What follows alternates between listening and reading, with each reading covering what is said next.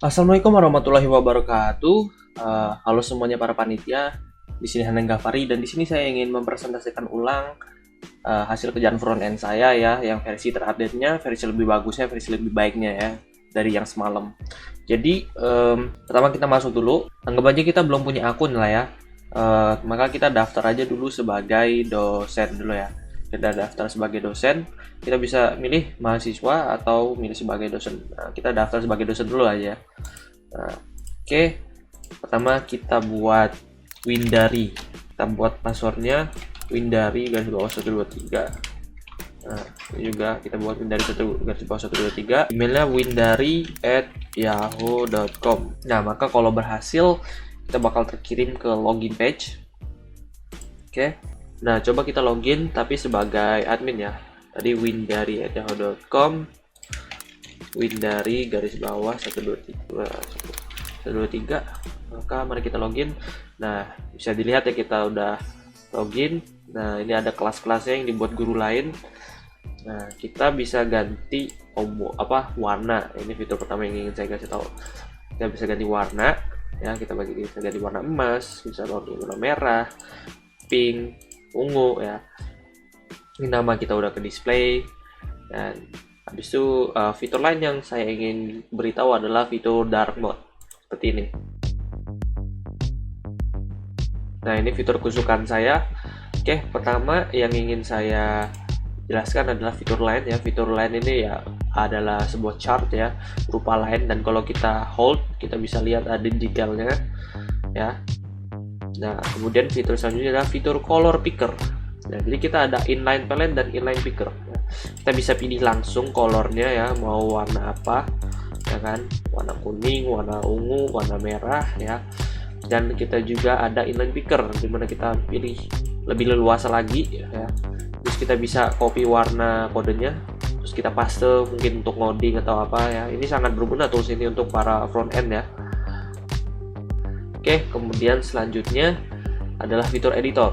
Fitur dimana kita bisa mengotak-atik teks ya. Nah, coba kita paste dulu. Nah, ini bisa kita lihat ada teks.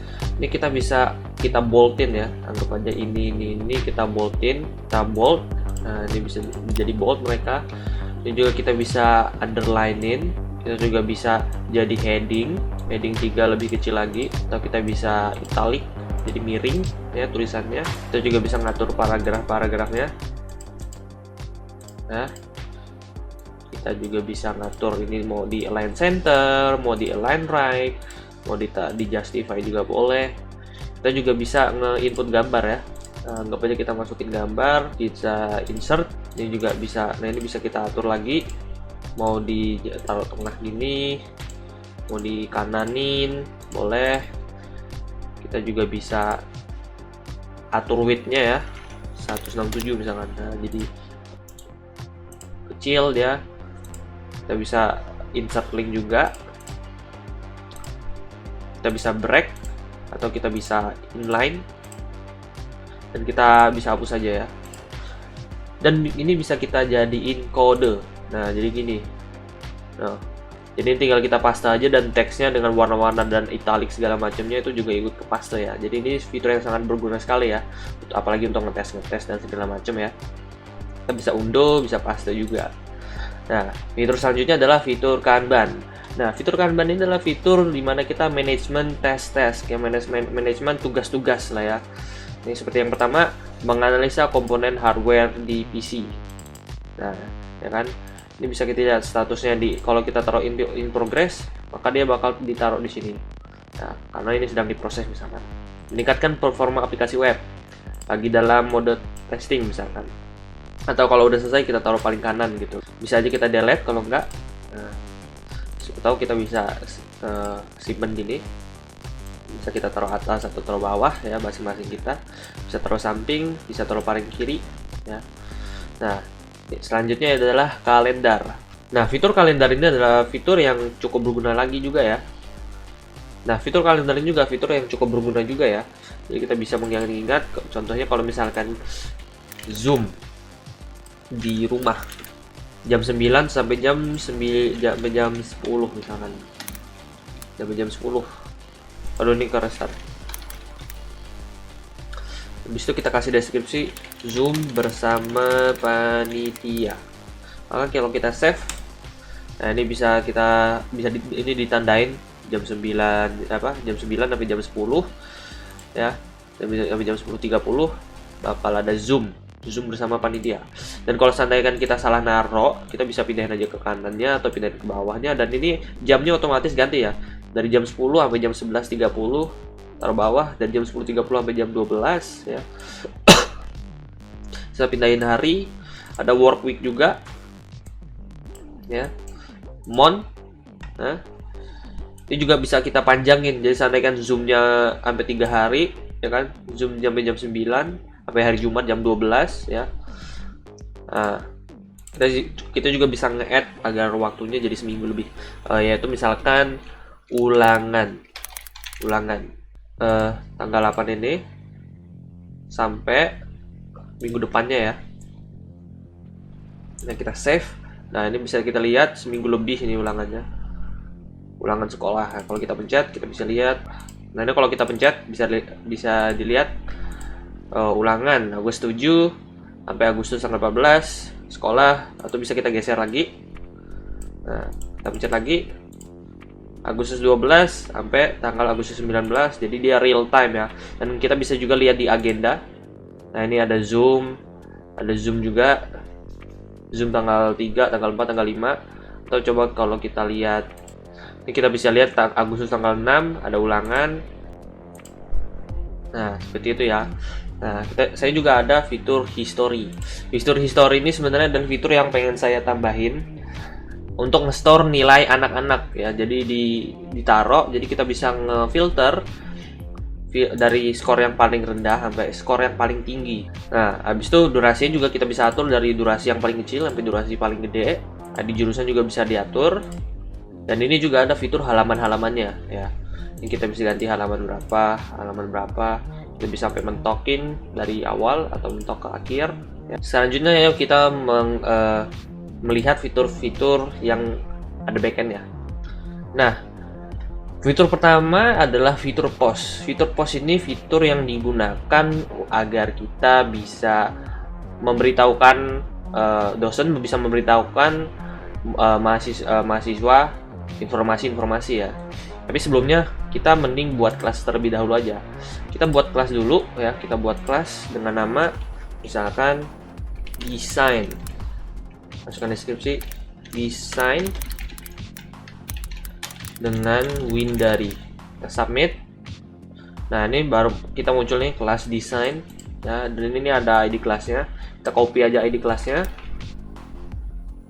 Terus kita post misalkan ya, kita post untuk ID kelas desain. Kita masukkan email kita windari@yahoo.com dan kita masukkan deskripsi, yaitu ini kita masukkan message-nya ya.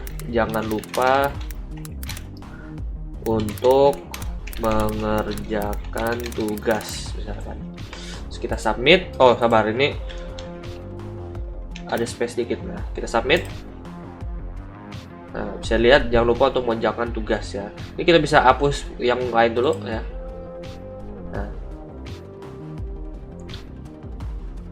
Nah, dan ini juga kita ada fitur edit, yaitu kita bisa ganti namanya. Misalkan tadi desain dengan Windari, kita ganti jadi bisnis. Kita ganti jadi bisnis bersama Windari.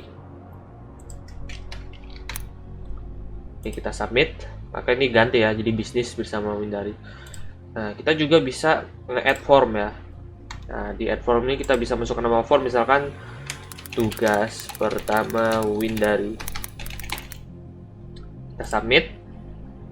Nah, ini bisa kita lihat, ini ada tugasnya, bisa kita edit. Nah, ini kita masukkan ya, deskripsinya kerjakan. Terus ada start time-nya dan ada durasinya. Kita taruh aja durasinya 10 menit. Nah, ini kita bisa paste pertanyaan kita di sini ya. Kita paste pertanyaan di sini. Jumlah pertanyaan yaitu 25, jumlah jawabannya 5. Kita generate. Nah, ini udah ke generate ya pertanyaannya. Nah, bisa kita save. berhasil. Oke, mari kita keluar. Nah, sekarang ayo kita lihat dari perspektif mahasiswanya. Pertama kita copy dulu, kita masuk ke kelas bisnis ya. Kita logout dulu aja ya. Kita logout, pergi. Oke, sekarang kita daftar sebagai mahasiswa ya. Jadi kan ada daftar sebagai dosen, daftar sebagai mahasiswa sekarang. Nah, kita masukkan ID kelasnya tadi. Nah, kita masukin email Jackson misalkan, email nama Jackson misalkan. Jackson garis bawah 123 passwordnya ya.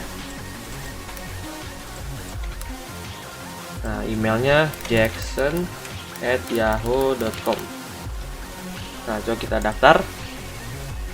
Nah, udah bisa. Coba kita login ya, jackson@yahoo.com, dan passwordnya Jackson garis bawah 123. Nah, kita udah masuk nih. Nah, ini tugas pertama dari Windar ini sepertinya kegedean ya teksnya. Nah, ini ada postannya tadi yang jangan lupa untuk mengerjakan tugas windari@yahoo.com. Ini udah diupload. Ya, di sini ada tugasnya, di sini ada ID-nya.